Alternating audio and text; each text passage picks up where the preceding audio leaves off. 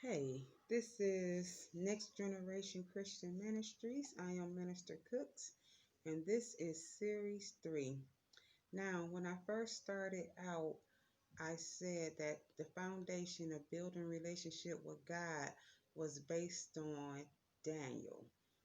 Daniel, the faithful servant, and how he formed a relationship with God, how God continuously helped Daniel get through hard times.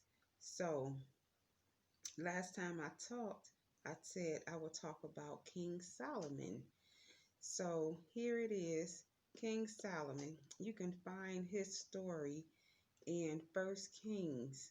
And I had read First Kings chapter 2, and then I had went over to chapter 3. So I am going to challenge you guys to read chapter 2 and chapter 3 in First Kings. I'm going to read just a little bit, but there's so much more than what I'm going to talk about today. So here it is. David, King Solomon's father. When the time drew near for David to die, he gave a charge to Solomon his son. I am about to go the way of all the earth, he said. So be strong, act like a man, and observe what the Lord your God requires. Walk in obedience to him, and keep his decrees and commandments, his law and regulations as written in the law of Moses. Do this so that you may prosper in all you do and wherever you go, and that the Lord may keep his promise to me. If your descendants watch how they live, and if they walk faithfully before me with all their heart and soul, you will never fail to have a successor on the throne of Israel. So here it is. David's father is about to make his transition. But before he make his transition, he give all these instructions to his son Solomon, who's about to be king. And he say, be good, pretty much. Like as a parent, when we are raising our children, we have all these commandments and decrees that we give our children. Go to school, be respectful, don't go in the street, don't talk to strangers, do your homework, respect your elders. Those are all the things that we teach our children how to conduct themselves. So here it is, Solomon thinking, now I know all these things that all these wrong things that these people did to my father. And at the same time, my father is telling me to be obedient to God. So how do you live? How do you conduct yourself? How do you be righteous before God when people are trying to attack you? People try to attack your finances, your position on your job, attack your children, attack your physical body. There's all these attacks out there. But how do you maintain and be strong in God? So here it is, Solomon was giving these offerings to God. But this one particular time when Solomon was giving offerings to God, and this is in chapter 3 of First Kings, and I am going to start at um,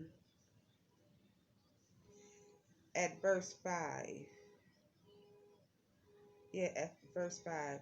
No, I'm going to start at 6, because the Lord appeared to Solomon, and the Lord asked Solomon, he asks for whatever you want me to give you.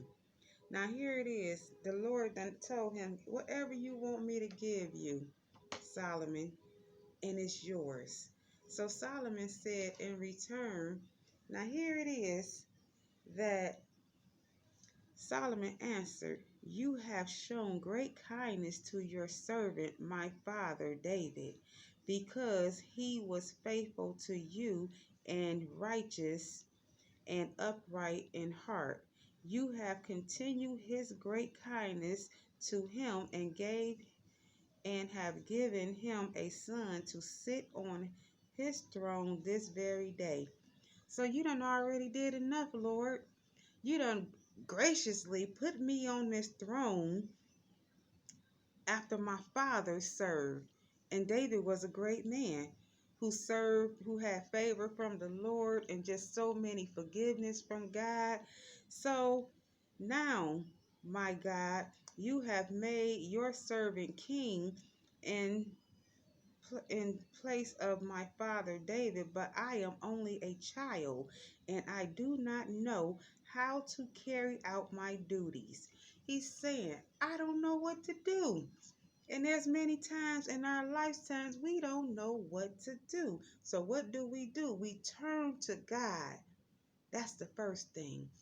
And ask him, how?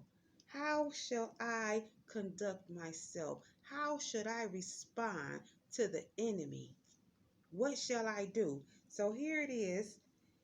I'm going to keep on going on. Um, he says, I am only a child.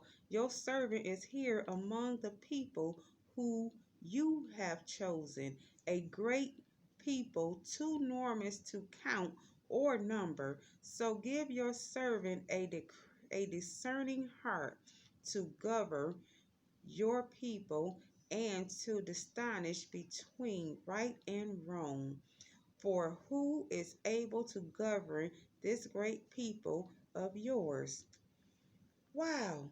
He said, give me give me a discerning heart to govern your people. He said, let me be able to determine right and wrong. He asked for that wisdom. He wanted wisdom to how to make decisions. And God was so pleased. Let me see. The Lord was so pleased that Solomon had asked for this. So God said to him, since you have asked for this and not for long life or wealth for yourself, nor have you asked for death of your enemies, but of discernment and administrating justice, I will do what you have asked. And he said, not only will I give you discernment as you read further on, I will also give you wealth. I will also give you long life. Just because you ask for my wisdom, I'm going to add that on to that list. And that's what it's all about. When we are building a relationship with God and we're going to God and we're asking him for things, a new house would be nice. A new car would be nice. Um, Very nice. Money would be nice.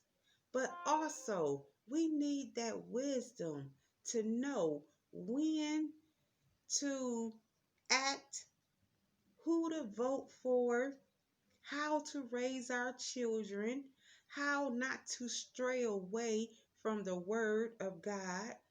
That's what we need.